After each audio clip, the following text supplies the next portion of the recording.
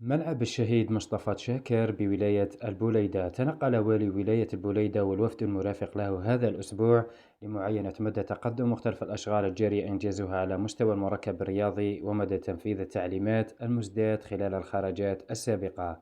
كما عاين الوالي أشغال وضع الأرضية الجديدة للملعب، وفي هذا الإطار أسدى تعليمات صارمة بضرورة احترام المعايير التقنية الدولية المعمول بها، لا سيما تلك المتعلقة بزراعة العشب الطبيعي. كما عاين مختلف الأشغال الجارية إنجازها والتي تعرف وتيرة متسارعة. لا تنسوا الاشتراك في القناة وتفعيل زر الجرس كي يصلكم كل جديد.